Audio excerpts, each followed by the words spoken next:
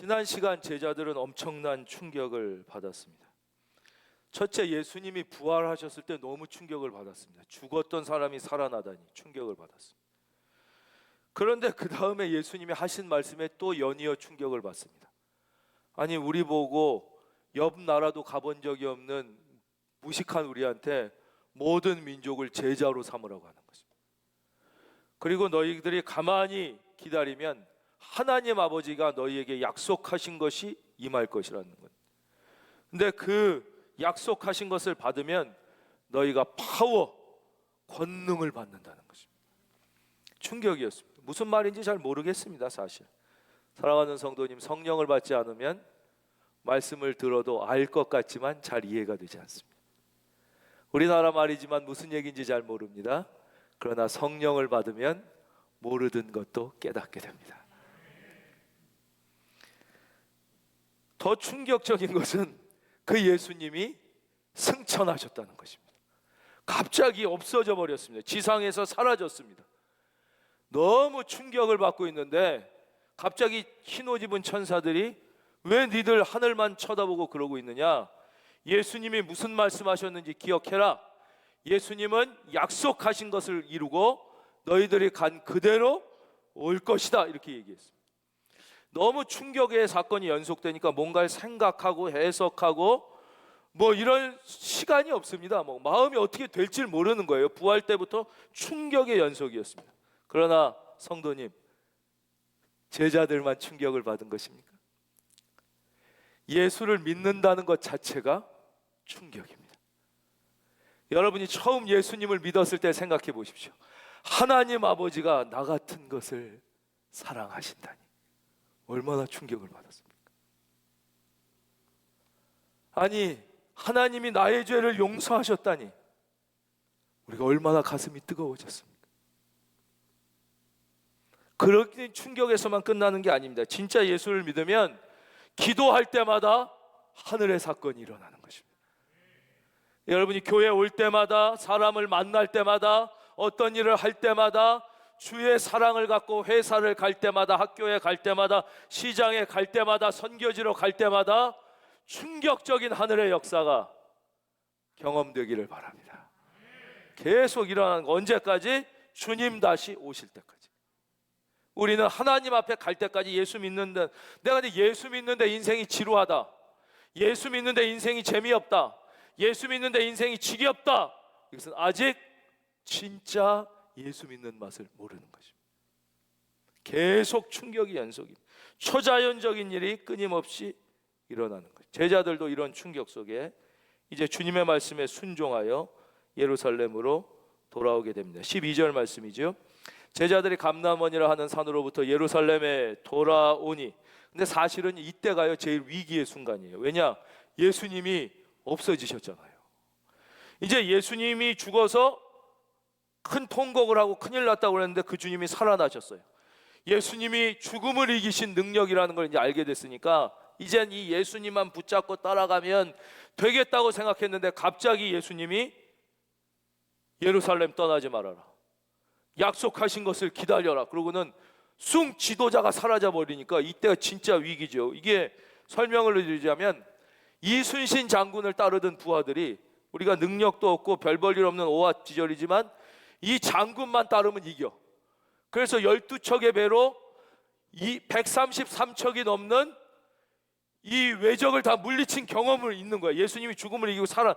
그래서 이제 이 이순신 장군만 따라가면 우리가 살겠다, 승리하겠다고 그랬는데 갑자기 이순신 장군이 없어져 버린 것과 그거보다 더하지요.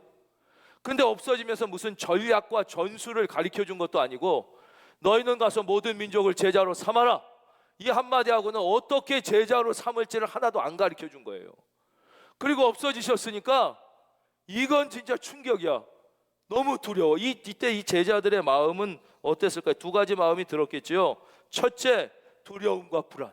이제 예수님 없으니 어떡하나, 예수님 사라졌으니 어떡하나, 두려움과 불안이. 그러나 동시에 또 다른 마음이 있었을 것입니다. 예수님의 약속의 말씀을 붙잡는 기대와, 그렇죠? 진짜 하나님이 약속하신 것은 무엇일까? 그 약속하신 것이 임하면 능력을 받는다는데 능력 받는 삶은 무엇일까? 모든 민족을 제자로 삼으라고 하셨는데 그 약속은 어떻게 이루어질까라는 흥분과 기대감과 설레임도 있었을 것입니다. 저는 사랑하는 성도님들이 이렇게 살기를 바랍니다. 우리가 예수 믿고 드는 감정이 이 두 가지입니다. 처음에는 예수님 믿고 말씀이 임했을 때 어떤 마음이, 불안과 두려움이 듭니다. 내가 이 세상 머리 쓰고 악착같이 손해 안 벌려고 살아도 요것뿐이 못 사는데 진짜 말씀대로 살면 어떡할까? 애들은 어떻게 키우고, 집은 어떻게 사고, 내 인생의 성공과 내 마음의 꿈은 어떻게 이루어질까라는 불안감이 들 것입니다. 두려움이 들지요? 아니, 이렇게 사람들이 악착같이 머리 쓰고 남 손해 안 보려고 사는데 내가 지금까지 그렇게 살았는데도 이것뿐이 안 됐는데, 아니 말씀대로 다 내놓고 주님 위하여 살라고 순종해서 그러면 살 수 있을까? 불안과 두려움의 마음 똑같은 것입니다. 그러나 동시에 그 마음만 있진 않죠, 여러분의 마음에. 그러나 내가 하나님의 말씀을 붙잡고 순종했을 때 하나님이 내 안에서 역사하실 그 일에 대한 기대와 그 흥분이 우리에게 있기를 바라는 거죠. 그 설레임이 뭔지 모르지만 주님이 약속하신 그 모든 민족을 제자로 삼는, 능력받는 그 일이 나의 삶 가운데 어떻게 일어날까 하는 설레임과 기대. 이 설레임과 기대가 두려움과 불안을 이긴 것입니다. 이 시간 축복하겠습니다. 여러분 마음속에 있는 주님의 약속에 대한 설레임과 기대가 불안과 두려움을 이길지어다. 그것이 믿음입니다. 13절을 보겠습니다. 들어가 그들이 유하는 다락방으로, 그래서 그들이 평소에 유했던 다락방으로 올라갔습니다. 베드로, 요한, 야고보, 안드레와 빌립, 도마와 바돌로메, 마태와 및 알페오의 아들 야고보, 셀로신 시몬, 야고보의 아들 유다, 예수님의 제자들이 싹 다 모였습니다. 우리가 아는 예수님을 배신하고 팔은 가룟 유다를 제외하고 다 모였어요. 다 모였다는 것은 무슨 뜻입니까? 전원이 다 모였다는 것은 비상 상황이라는 것이죠. 근데 제자들만 모인 게 아니에요. 14절에 보니까 여자들과 예수의 어머니 마리아와 예수의 아우들도 모였어요. 예수님을 너무 사랑했던 그 여인들뿐만 아니라 예수님의 일가 친척이 다 모였는데, 모인 무리의 수가 그 다음 15절 보면 약 120명이나 됐다는 거예요. 이건 뭐냐면 예수님을 사랑하고 존경했지만 그전에는 드러내놓고 따르지 못하던, 두려움 뒤에 반신반의 속에 숨어있던 많은 사람들이 이제 확실한 믿음을 갖고 모였다는 것이죠. 교회는 어떤 것이냐? 예수님을 너무나 사랑하는 사람들이 예수를 위하여 생명을 바치기 위하여, 할렐루야, 그런 사람들이 무려 120명이나 모였다. 사랑하는 성도님, 우리 큰은혜 교회에는 얼마나 많은 성도님들이 모이고 있습니다. 120명과는 차마 비교도 할 수 없는 수십 배 많은 사람들이 모이는데 왜 우리는 120명은 어마어마한 숫자입니다, 여러분. 이들이 모여 마음을 같이하여 기도할 때 하늘의 역사, 은혜의 역사, 성령의 역사가, 우리는 비교할 수 없이 많은 사람들이 모여 있는데 왜 우리에게 이러한 역사가 일어나지 왜 하늘의 사건이 나타나지 않는 것입니까? 바로 무엇이 교회입니까? 다시 말씀드리지만 교회는 숫자가 아닙니다.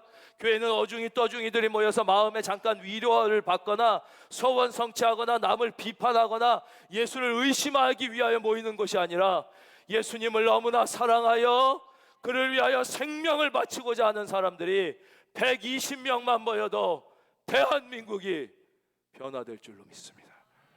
하늘의 역사가 일어나는 것입니다. 성령의 역사가 일어나는 것입니다. 여러분이 아무리 작고 아무것도 아닐지라도 여러분 한 사람을 말미암아 여러분의 인생이 변하고 여러분의 가정이 변하고 여러분이 속한 직장과 사회가 변하는 역사가 일어나는 것입니다. 지금 우리의 문제는 예수 믿는 사람의 숫자가 적은 것이 아니라, 교회의 숫자가 적은 것이 아니라 진짜 신앙인, 진짜 교회가 없는 것이 오늘 우리의 비극입니다. 성경은 14절에 이 120명이나 되는 많은 사람들이 더불어 마음을 같이 했다고 얘기합니다. 여러분, 사람들은 다 다릅니다. 요즘 사람만 다른 게 아닙니다. 별난 사람들도 많습니다. 요즘 사람만 별났겠습니까? 이때도 별난 사람이 왜 없었겠습니까? 교육 수준이 다르고 경제 수준이 다르고 나이가 다르고 성별이 다르고 정치 성향이 다른 사람들이 다 모인 것입니다. 교회는 그렇습니다.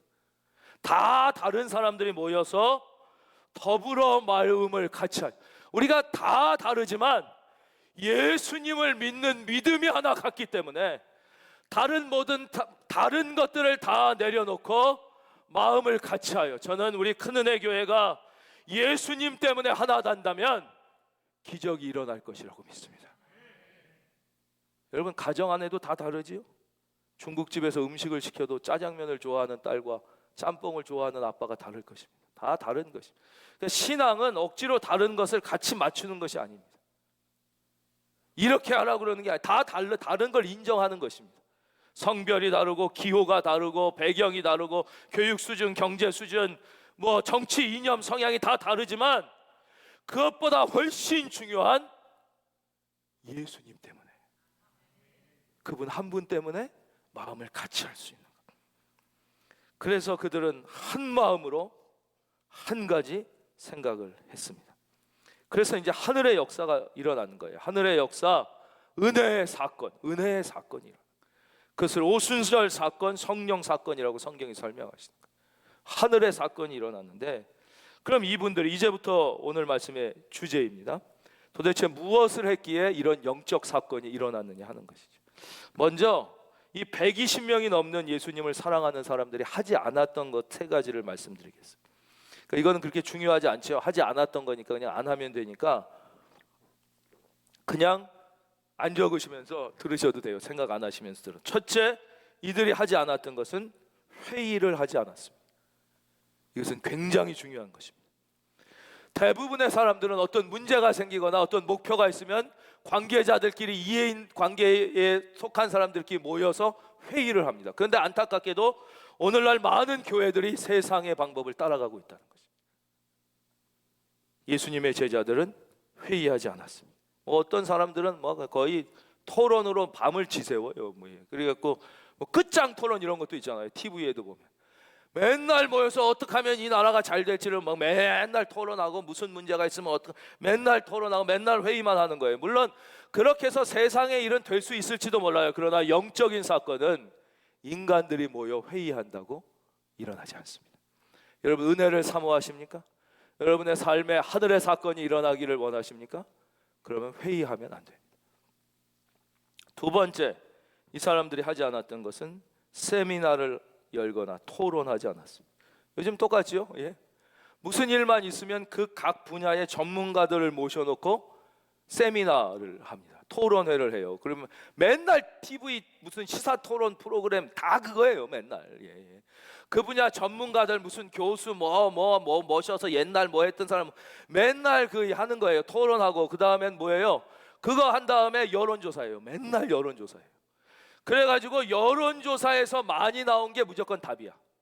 진짜 무엇이 옳으냐 바르냐 이거가 중요한 게, 무조건 전문가들 얘기 많이 들어 세미나 막 한 다음에 여론조사에서 다수가 지지하는 게 무조건 답이야. 그냥 그대로 하는 게 절대 선이야. 성경 말씀이 없어지고 예수 믿는 사람조차도 여론조사에서 많은 사람이 하는 것, 그 세미나와 토론 그리고 여론 정치를 하는 것도 모든 일을 이렇게 진행하려고 합니다. 저에게도 드물지 않게 언론기관, 신문사나 방송국에서 이러이러한 주제, 무슨 교회가 해야 할 일, 이런 상황에서 믿는 사람의 역할 이런 거 세미나 패널로 참여해 주십시오, 무슨 토론자로 참여해 주십시오, 이런 요청들이 심심치 않게 옵니다. 거의 제가 거절하는 이유는 첫째, 제가 그런 식견도 없지만 더 중요한 것은 하나님의 일은 세미나 한다고 일어나지 않는다는 사실을 알고 있기 때문입니다.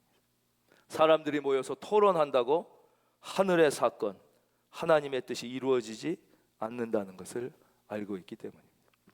세 번째, 이들이 하지 않은 것은 집단 행동, 즉 시위나 데모를 하지 않았습니다. 언제부터인가 많은 사람들은 어떤 문제가 생기면 집단 행동을 하기 시작합니다. 소위 말하는 데모와 시위를 합니다. 예전에는 젊은 사람들이 주로 했는데 이제는 어르신들도 엄청나게 많이 합니다. 아주 극단적인 행동을 하기도 합니다. 막 폭력을 행사하는 사람들도 있습니다. 그래서 보면 의사가 관철되기도 해요. 때로는 데모해가지고, 그렇죠? 극단적인 행동을 해서 자기들의 뜻을 이루어내기도 해요. 예. 물론 이건 세상에서 사용하는 이런 방법이 많은 사람들에게 막 일을 알리는데 효과도 있어요, 진짜. 그렇죠? 세상적으로 보면 사람들에게 설득을 하기도 하고 자기들의 의사를 관철시킬 수 있기도 해요. 그러나 이것은 영적인 사건에는, 하나님의 일에는 효과가 없습니다. 그래서 하나님의 일은 데모한다고 이루어지지 않습니다. 시위한다고 이루어지지 않습니다. 세미나 한다고 이루어지지 않습니다. 사람들이 모여서 회의한다고 이루어지지 않습니다. 그렇다면 이제 진짜 중요한 거죠. 그렇다면 영적인 사건, 하늘의 사건, 성령의 사건은 어떻게 일어난 것입니까? 이 사람들이 모여서 한 세 가지가 있습니다. 이제 이것은 중요합니다.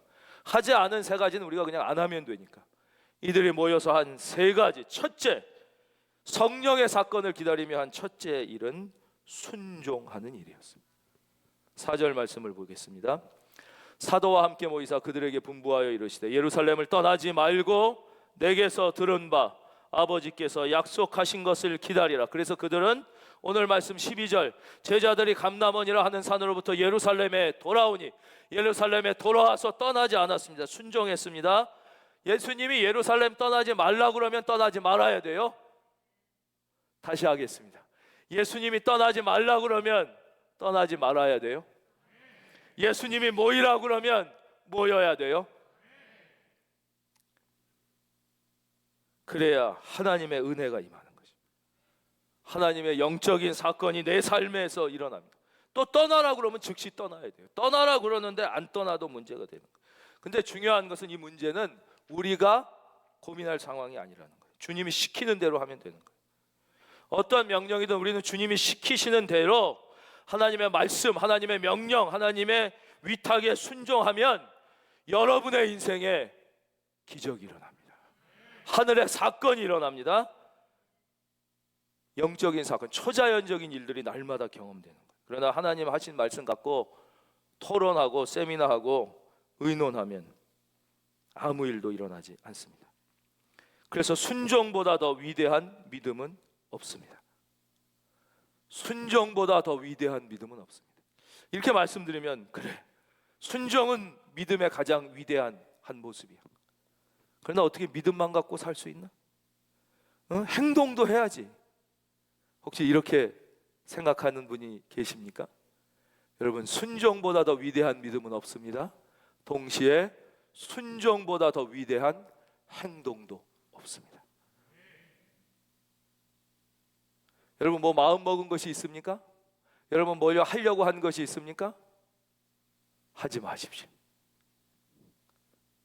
하나님의 말씀에만 순종하기를 바랍니다.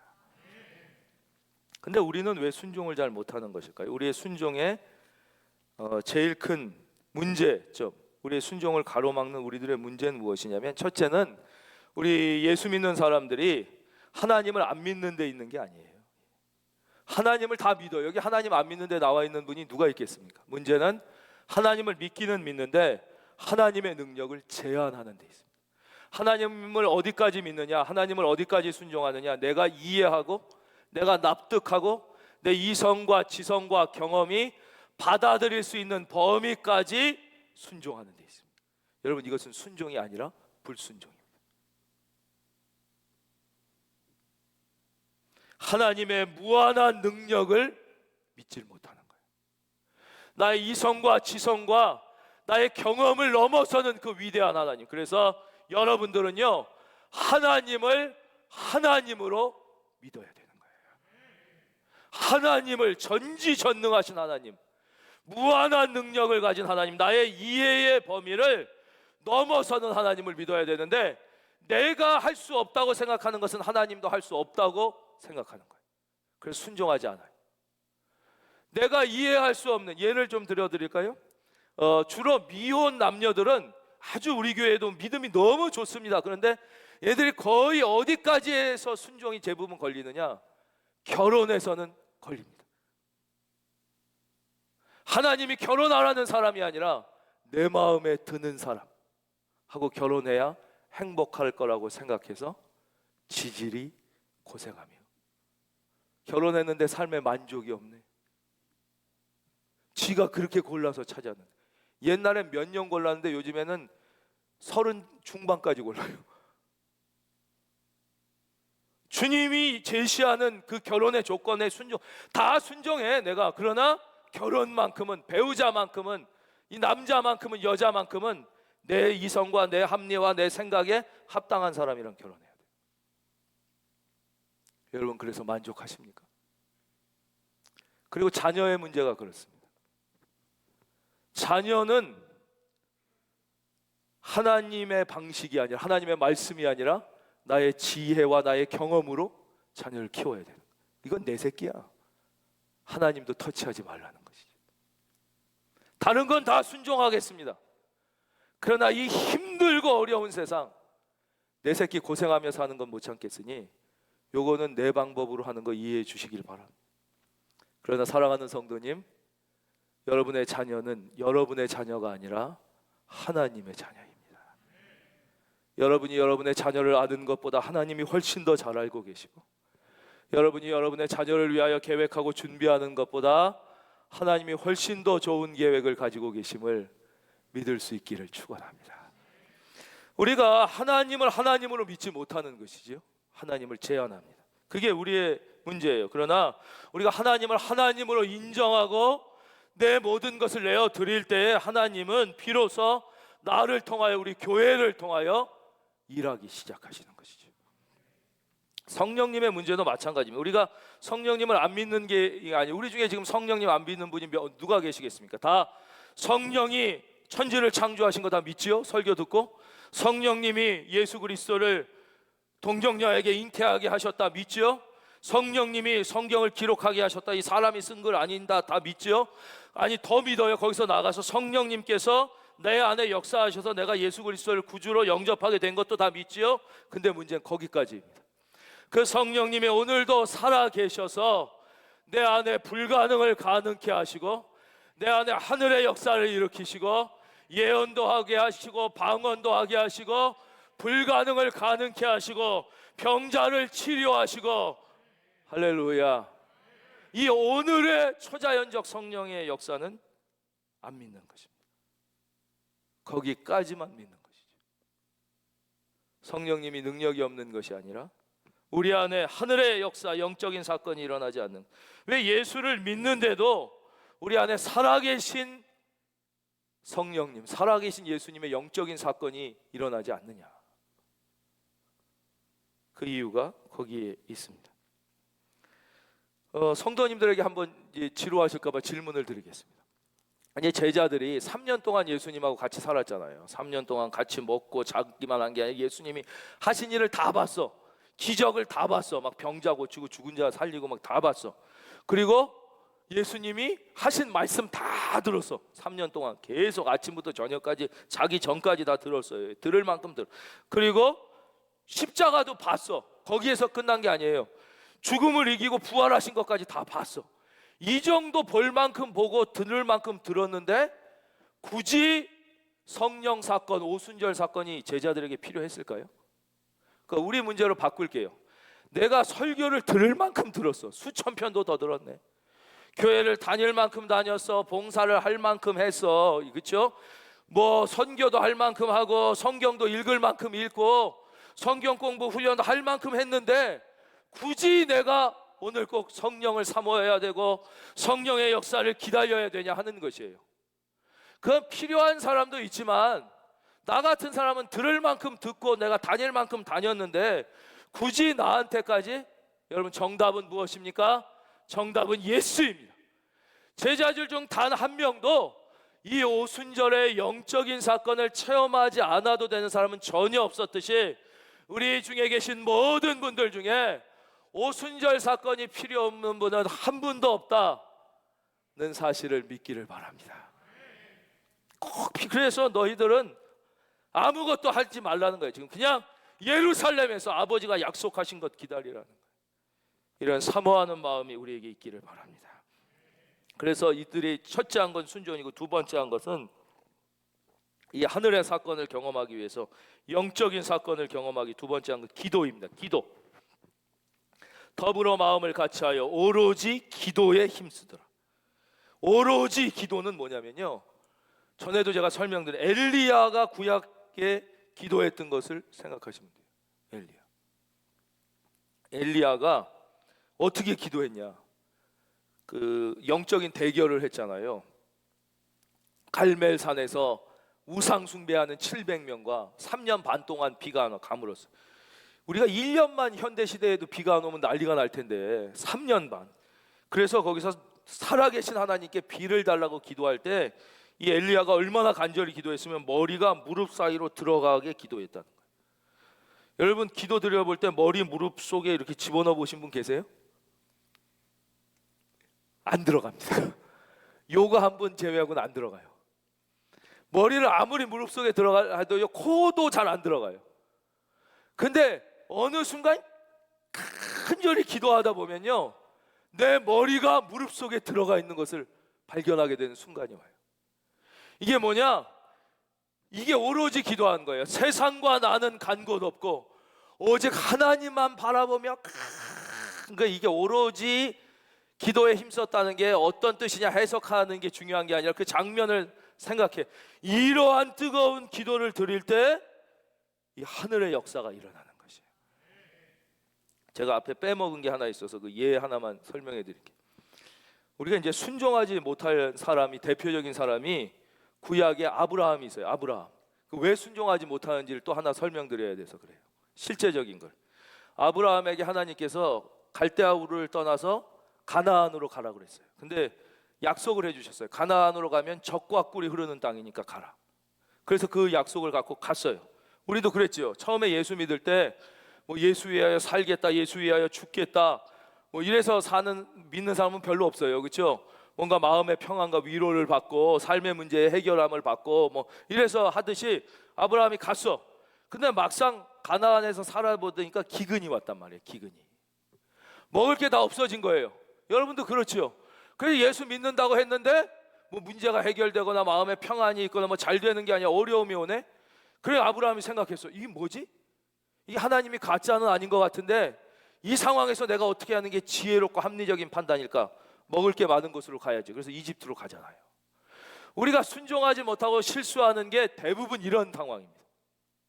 내가 볼 땐 대단히 합리적이고 지혜로운 판단을 해서 잠깐 믿음과 말씀이 아니라 더 좋은 선택을 하는 것 같지만 아브라함이 어떻게 됐어요? 막상 이집트 가서 얼마나 큰 망신 당하고 죽을 뻔하고 부인 뺏길 뻔하고 막 부인 막 죽을까봐 부인이 아니라고 누이 동생이니까 가지라고 막 속이고 막 이러다가 간신히 살아 들어온 것처럼 우리가 왜 순종을 못하느냐? 잠시 내가 생각했던 것과 달라지는 현상이 보여질 때, 여러분 그때가 기도해야 될 때예요. 그때가 기다려야 될 때고 그때가 순종해야 될 때예요.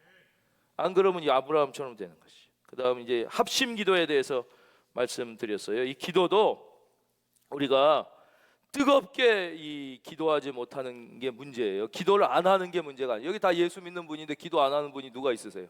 오늘 처음에 찬양 부르면서도 다 기도하고 예배 선포하면서 기도하고 대표 기도할 때 같이 기도하고, 근데 우리의 문제는 기도를 안 하는 게 아니라 기도를 뜨겁게 안 하는 거예요. 다시 말씀드리면 기도할 때 딴 생각하는 거예요. 기도할 때 잡생각하는 거예요. 그게 문제예요. 다시 말씀드리면 생명을 걸고 기도하지 않는 것이, 그게 우리의 문제예요. 생명을 걸고 기도해야 돼요. 그러니까 우리가 가끔 이 기도 드릴 때에 통성으로 기도 드릴 때는 다른 사람의 소리가 신경 쓰여 기도 못하겠다, 이건 아직 간절하게 기도를 못하는 거고요. 그리고 기도할 때 보면 좀 이렇게 거슬리는 소리가 들릴 때가 있을 거예요. 막 어떤 사람 막 짐승 같은 소리 내거나 막 이렇게 불편하게 하거나, 그때 그게 들리는 게 별로 좋지 않아요. 내가 내 기도에 집중하지 못하는 거고, 들릴 때는 저분이 아주 심각한 문제를 가지고 기도하는구나, 이해할 수 있는 마음이 있어야 돼요.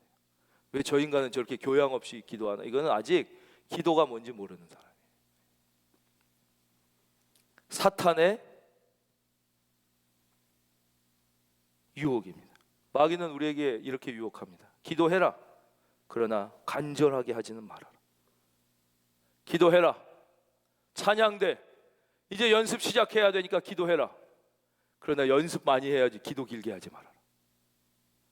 기도 뜨겁게 해서 목 쉬면은 찬양 못하니까 형식적으로 해라. 그렇게 유혹하지요. 네. 봉사 중요하지. 빨리 봉사.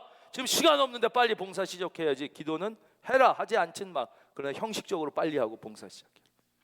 우리의 문제는 기도하지 않는 것이 아니라 기도를 뜨겁게 간절하게 기도답게 하지 못한 것입니다. 여러분, 사도행전은 어떻게 일어났습니까? 여러분, 영적인 사건, 하늘의 사건은 그 사건이 일어나게 된 하나님의 방법은 따라하겠습니다. 뜨거운 기도, 간절한 기도였습니다. 여러분도 마찬가지입니다. 여러분 은혜를 사모하십니까? 여러분 하늘의 능력을 사모하십니까? 그렇다면 여러분 간절하게 기도하십시오. 하나님만 바라보고 기도하십시오. 지금까지 내가 예수님 믿었고 주님의 일을 해왔는데 인생이 피곤한 분이 계십니까? 삶의 열매가 없는다고 느껴지는 분이 계십니까? 마음에 불만이 계속 있고 관계는 평안해지지 않고 만족함은 없다고 느껴진다면 여러분 간절히 기도해야 됩니다. 여러분 하늘의 은혜를 받아야 됩니다. 여러분에게 오순절의 사건이 필요합니다. 우리 큰은혜 교회 저와 여러분이 뜨겁게 기도할 수 있기를 주의 이름으로 축원합니다. 이렇게 기도할 때 사도행전의 사건, 하늘의 사건은 우리에게도 일어날 것입니다. 우리 하나님은 차별하지 않으시는 하나님이시기 때문입니다. 그럼 이제 이렇게 하면 말씀이 끝날 것 같잖아요. 우리가 일반적으로 생각하는 공식이 있잖아요. 예수 믿는 사람 설교 수없이 많이 들어서 공식이 있죠. 회개하고 순종하고 뜨겁게 기도하면 이제 불이 쏟아지고 은혜가 쏟아지고 문제가 해결되고, 그렇죠? 근데 아직 남아있는 하나가 더 있어요. 우리가 아직 읽지 않은 본문 속에 엉뚱한 일이 일어나. 이렇게 순종하고 기도했는데 하늘이 열리고 불이 쏟아진 게 아니라 갑자기 베드로가 일어서는 엉뚱한 일이 일어나요. 15절 보겠습니다. 무리의 수가 약 120명이나 되더라. 그때에 베드로가 그 형제들 가운데서 일어서서 이르되 형제들아, 성령이 다윗의 입을 통하여 예수 잡는 자들의 길잡이가 된 유다를 가리켜 미리 말씀하신 성경이 응하였으니 마땅하도다. 이 사람은 본래 우리 수 가운데 참여하여 이 직무의 한 부분을 맡았던 자라. 쭉 나오면서 22절, 항상 우리와 함께 다니던 사람 중에 하나를 세워 우리와 더불어 예수께서 부활하심을 증언할 사람이 되게 하여야 하리라 하거늘. 예, 저를 봐주십시오. 시간이 많지 않기 때문에 이 뒤에 오늘 본문 안 읽었는데 설명해 드리겠습니다. 뜨겁게 기도한 다음에 바로 성령이 쏟아진 게 아니라 전혀 의외로 베드로가 일어서더니 무슨 얘기를 하느냐면 유다 얘기를 하는 거예요. 유다 얘기는 뭐냐 설명드릴게요. 따라하겠습니다. 생각하기 싫은 얘기. 예, 우리 가정에 있는 분도 한번 따라해 보세요. 생각하기 싫은 얘기. 유다는 이가 정말 생각하기 싫은 거예요. 그렇죠? 유다가 예수님을 배신한 것, 그렇죠? 그리고 판 것, 그리고 그가 자살해 준 자기들의 그 12 제자들의 수치 생각하기. 그러나 이게 예수님의 말씀의 뜻이 뭐예요? 그 남은 예수님이 12명을 세웠는데 한 명이 빠져버렸어요. 죽었어요. 결혼이 됐어. 이건 뭐냐? 너희들이 채워야 할 것은 너희가 채우라는 거죠. 따라하겠습니다. 너희들의 해야 할 일은 너희들이 채워라. 그래서 자격이 된 사람을 준비해서 마띠아를 세우는 거예요. 이거 영적인 의미를 이제 설명해 드리겠습니다. 하나님은 이 하늘의 사건, 은혜의 사건을 우리에게 주시기 위하여 우리들에게 우리들이 채워야 할 것을 채우기를 기다리고 계신 거예요. 우리들이 채워야 할 것은 무엇입니까? 이미 다 알고 있어요, 여러분. 그런데 생각하기 싫은 것입니다. 그렇죠? 여러분 다 알아요. 예수 믿은 지 1년만 되면 주일 성수 어떻게 해야 되는지 다 알아요. 몰라서 못하는 게 아니에요. 그러나 그렇게 못하면서 생각하기 싫은 거예요. 그 얘기만 하면 나도 모르게 눈이 감기거나 고개가 돌아가는 거예요. 여러분 물질 생활 어떻게 해야 되는지 제가 지금 여러분에게 설명 안 해드려도 다 알아요. 성경이 어떻게 해요. 그런데 못하고 있는 거예요. 근데 그 부분은 좀 목사님이 설교 안 하고 넘어가 줬으면 좋겠어. 생각하기 싫은 거예요. 여러분 하나님은 여러분들이 채워야 할 것을 채우기를 기대하고 계십니다. 그 세 번째 사건이 이루어졌을 때 이들은 세상이 감당할 수 없는 성령의 사람이 된 것입니다. 하늘의 역사입니다. 성령은 어떻게 역사하고 어떻게 임하시는가까지만 말씀드리겠습니다. 성령이 여러분의 생애에 경험하지 못했던 어마어마한 은혜를 주시면서 임재할 때는 물이 스며들듯이, 봄비가 오듯이, 어떤 분에게는 바람이 불듯이, 어떤 분에게는 봄바람처럼, 어떤 분에게는 태풍처럼, 또 어떤 분에게는 사도행전의 불이 임함같이 임하는 것이, 다 모양이 달라요. 조용한 사람에겐 조용하게, 뜨거운 사람에겐 뜨겁게, 각 사람에게 다 다양한, 딱 이런 모습으로만 임하는 게 아니에요. 무조건 다 뜨겁게 펄펄만 뛰는 것은 아니에요. 다 다양한 봄비처럼 임하기도 하고 태풍처럼. 그러나 성령이 임하시는 모양은 다양해도 성령의 능력은 놀라울 것입니다. 여러분은 지금까지 경험해 보지 못한 기쁨, 이상하게 마음이 기쁘고, 여러분 그러고 싶지 않습니까? 이상하게 마음이 평안하고, 이상하게 희망이 가득 차고, 이상하게 자신감이 생겨. 이 그리스도인의 자존감이. 부러운 게 없어. 두려운 게 없어져. 마음이 너무너무 기쁜, 구원의 감격이 회복되는 그런 인생이 경험될 것입니다.